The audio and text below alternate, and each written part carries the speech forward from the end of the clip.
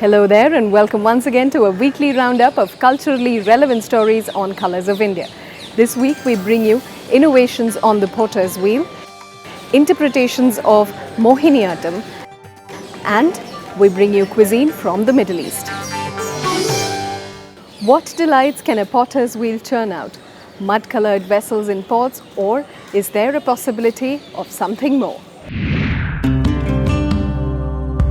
Terracotta, an Italian word which when translated means baked earth. This dates back to the earliest civilizations of Mohenjo-daro and ancient Mesopotamia. The material has been molded to create many an interesting object. From pottery to sculpture to decor items and bricks, history tells us that the versatility of mud was always well explored. Even today, the technique of making a terracotta object hasn't changed. Mud is thoroughly hand-mixed with water to make clay. On a potter's wheel, skilled hands mold, shape and create. After that, it is heated in a kiln at high temperature and the baked earth object is ready to use.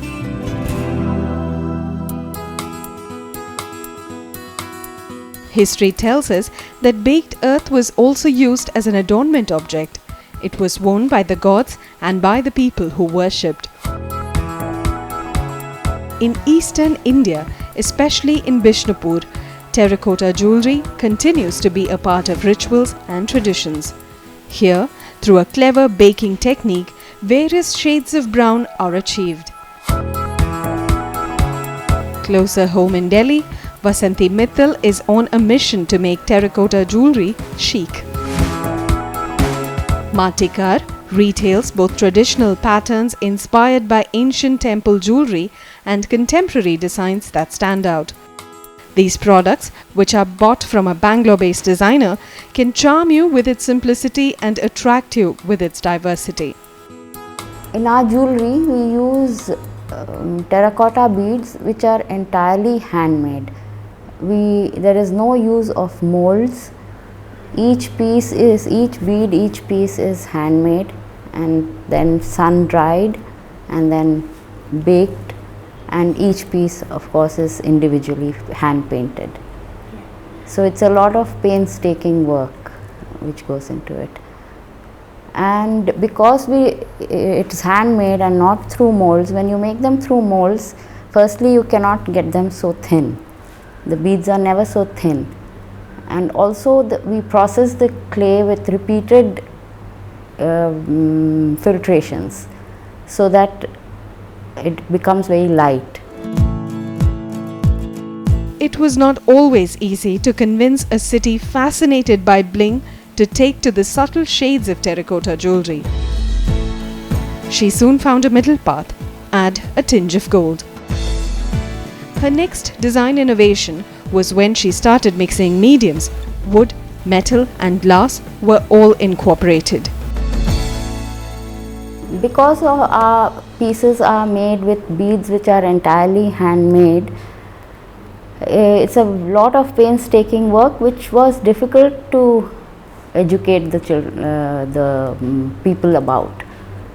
So, the most common question was, why is it so expensive if it's just mud?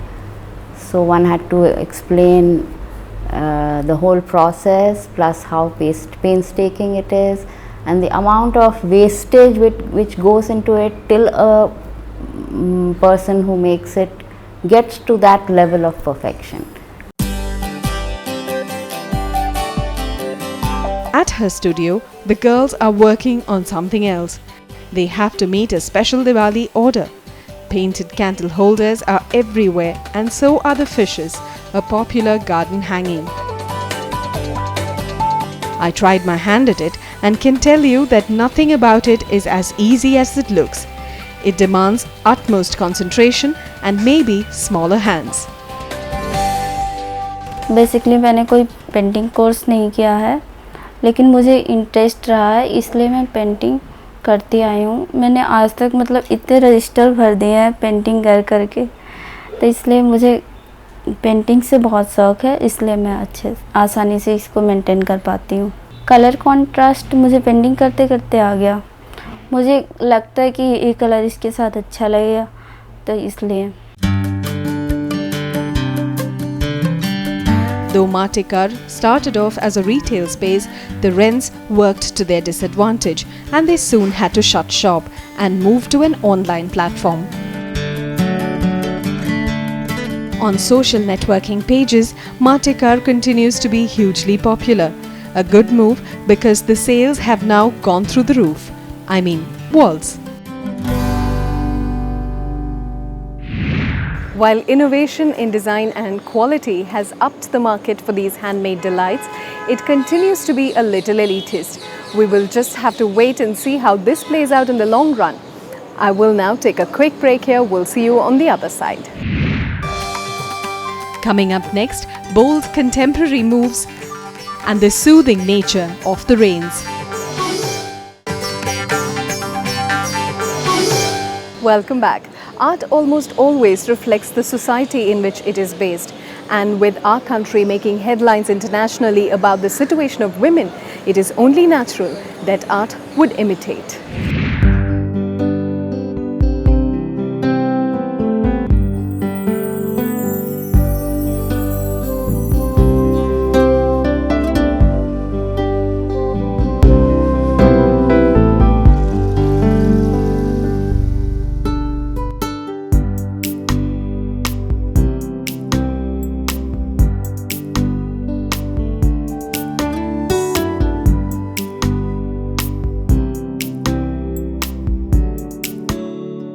The contemporary style of dancing is a recent 20th century discovery.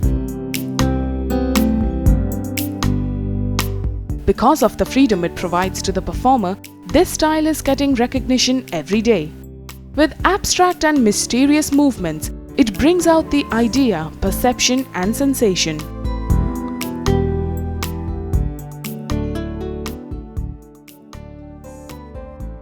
Where the excellence of performing arts is celebrated. Israeli choreographer Shakib the Gun, along with her troupe of 7 females from different nationalities, presented a multicultural repertoire. As a contemporary dancer, you try to be able to mold yourself into various different ways of movement. Put ourselves on stage. We're young women, not in our home, traveling nomads, hurting in our body and in our heads, and we put ourselves on stage and say, okay, so this is what we are, and we are not ashamed to show our weaker sides. I think this is my way of empowerment.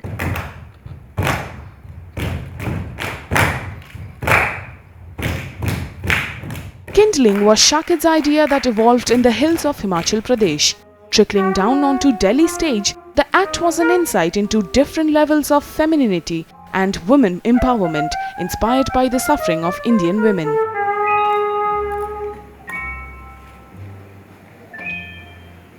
The act tells the story of 7 individual women suffering on various levels, like the monologue of a woman who is disoriented after the demise of her mother but tries to map her way in life. The piece where they beat wet cloths onto the stage is symbolic to the suffering women go through. I do hope that such topics that are promoting the knowledge and the awareness about the women's situation here in India and abroad as well, they are might and hopefully will bring a change to the world. It really touched me deeply because I've been here for years, so I kind of understand what it feels to be a woman in India, what it means to be living in India. And I love the way they broke the structure. No, yeah, it's what you said is right. They started with a kind of cliche thing, this animal thing, but suddenly you have all these different characters appearing, and you can see that the different animals they are choosing is because there's something inside, or there's something they are experimenting with.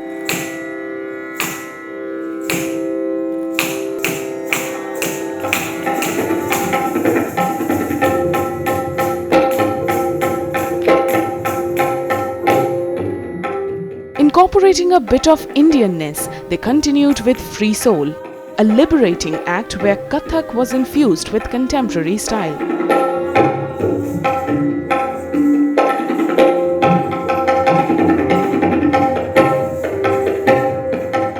They presented a stylized version of the northern classical dance, wherein the danseuses brought out the longing and desire to be free.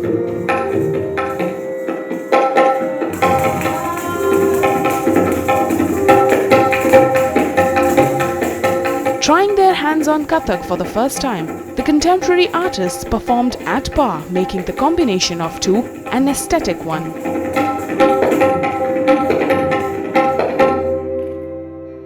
Kathak has in itself a very spontaneous nature. Though it is classical, everything is coded, the rhythm pattern, the expression, but still it is ever evolving. It has space to continuously, evolve within itself. It could gel really well with contemporary or flamenco or any other, international art forms, dance forms.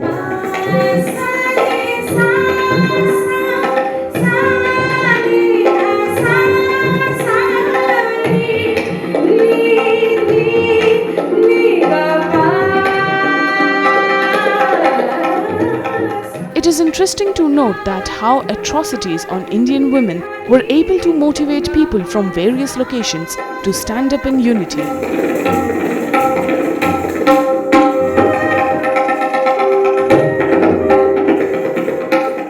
Using the medium of contemporary dance, Shakit Dagan commented on the situation of women. The two act, however distinct, gave a combined message of 7 women who kindled their inner selves and finally earned euphoria of freedom. Their bold movements expressed the feelings that they felt deep inside. Now moving on, after a harsh summer, one hopes for the monsoons, and this feeling was brought out by the show put together by Vijayalakshmi.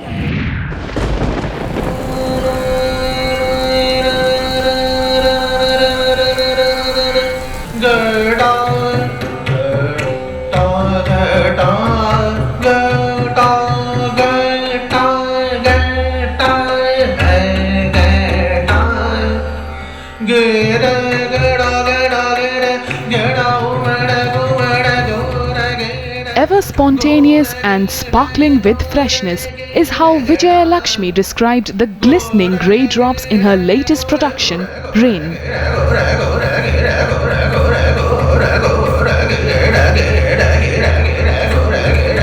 Inspired by the poetry of Sudeep Sen, the recital incorporated his English poetic verses from the critically acclaimed book with the same title.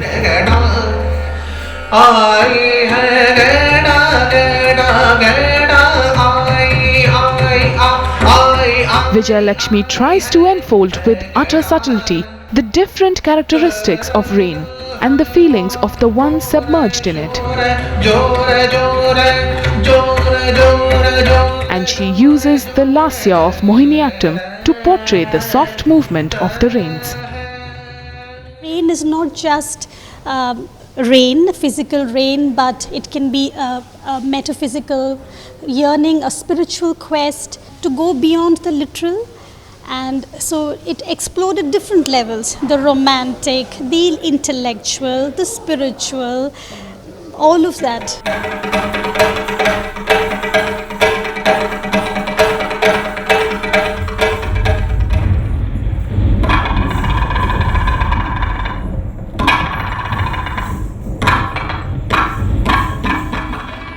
The repertoire further brought together a unique combination of southern India's Mohiniyattam with Drupad, the Hindustani style of music.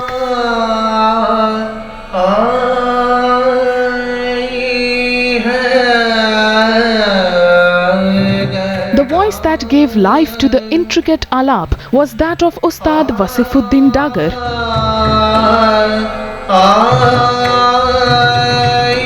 His charismatic vocals made Vijayalakshmi's graceful movements imitate the sensuous rain. The idea was really to not to create boundaries between the different kinds of music, the different kinds of artistic innovations, genres.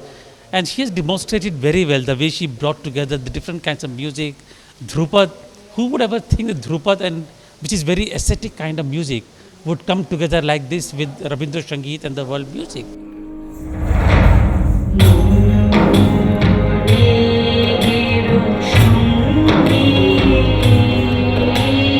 In many ways, the unique musical score made the recital stand out. The use of an exceptional poetic piece by Tagore about the rains added an extra layer.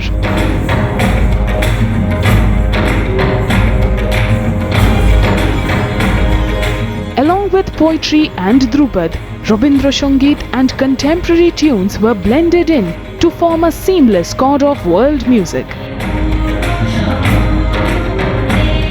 The Bengali verses were voiced by Vijayalakshmi herself. She danced and sang and sailed her way into the hearts of the audience. She's been trying to experiment with poetry now, that is Sudeep Sen's Rain, which is again a very universal topic, rain which will be appreciated, understood, related to by people the world over. So that way, blending poetry to dance and then with different musical traditions, I thought it was a good attempt. And this is how I feel that classical traditions will survive and also flourish. The way she presented the Vijayalakshmi ji was truly amazing. It was actually beautifully presented. The way she presented the rain.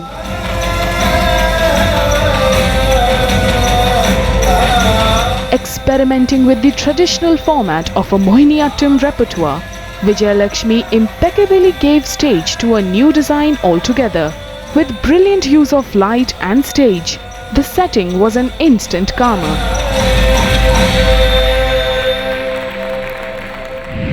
Quite an interesting blend of music we have here, and it seems to suit the season.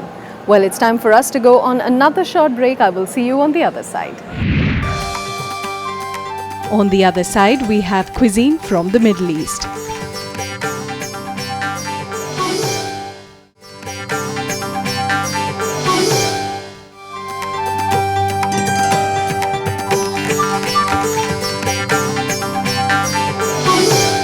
Welcome back. One of the strongest cultural influences the northern part of this country has seen is from the Middle East. A reflection of this is seen in our everyday cuisine. But what does the original taste like? We take on the Middle Eastern cuisine in this week's Food Trail.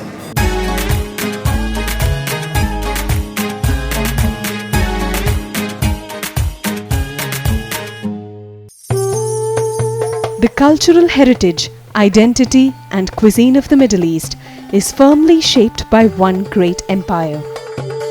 It is a bloody story of invasions and conquests, of trades and adventures, of belief and religion, because at the very height of its power, the Persian Empire spanned into 3 different continents, including Asia. It also laid the foundation for the development of the Middle Eastern cuisine. A reflection of this can be seen in the bustling bylanes of Hoskas village in a takeaway and restaurant space known as Farsi. We wanted to get the Middle Eastern cuisine to Delhi, the authentic ones. When we talk about Middle Eastern, we have it from the Arabs, we have it from Iran, Persian, Turkish, which include a lot of chicken, lamb and beef dishes. And one of their main ingredients that they always use is the chickpeas into most of their dishes. What we have done is we have tweaked in with a lot of kebabs that we have got in, like the kubide kebab, like the shish talks, then we have the lamb chelo kebabs, which is served all over, but again the kebabs have that Indian palate to it. So what we are doing is we are using the actual imported spices to the kebabs to give it an authenticity.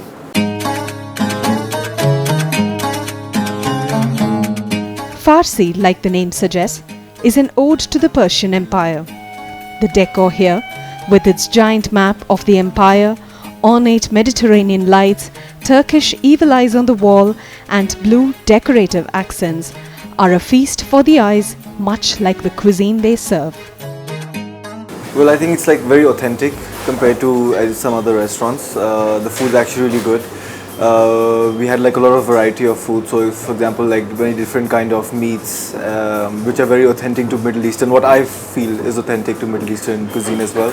So, generally, it's really good food with we associate hummus and pita bread, all these basic ingredients with Middle Eastern a lot. So, of course, you find that over here.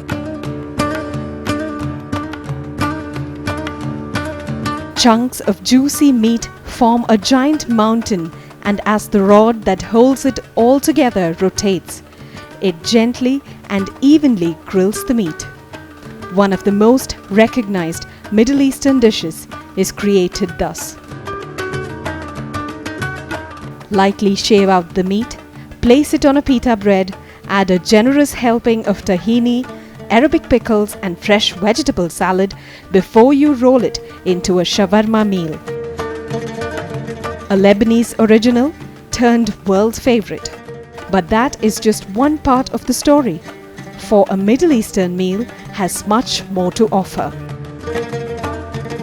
It's really good quality food. I mean, the chicken was really soft. We had the kebab, it was really soft. I mean, in Delhi that's pretty rare because they commercialize everything, so the quality just goes down the drain. Here it was pretty tasty. There is a story about how the lamb kubite kebab came into being. A story about the horsemen who rode across the plains of Central Asia, of simple, rustic cooking on open fires where the meat was placed at the end of their sharp swords. Farsi's kebab recipe recreates this storyline. The juje kebab, on the other hand, is an evolved dish that uses the boneless breast part of tender young chicken. The lamb shish kebab, served with harissa or Tunisian hot chili sauce, is another delight. Juicy chunks of lamb and chili peppers threaded on a skewer, cooked until tender. Mouth-watering. A little smoky, extremely tender, very, very soft. Now that is just perfect.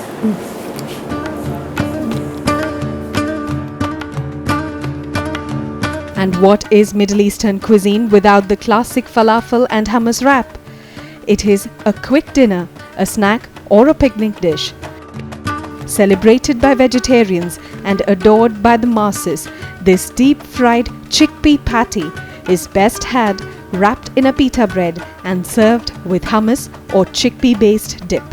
If you are under the impression that Farsi serves mostly non-vegetarian dishes, then this wrap is made for you. It is a falafel wrap. It is a giant-sized thing, and well, it is a one-bite wonder.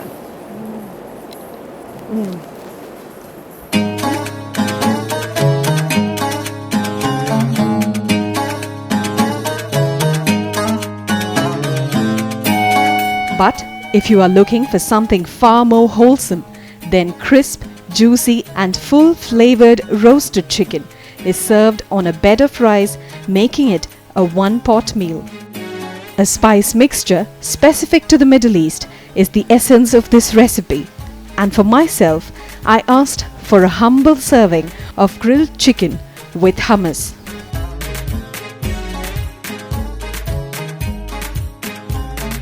Now my main dish, which is grilled chicken with hummus, is an absolute explosion of flavors on a single plate because it's served with a very tangy tomato sauce, and then there is the flavors of the grilled chicken, which is very subtle, and combined with the freshness of the hummus and the tanginess. Oh, this is just good.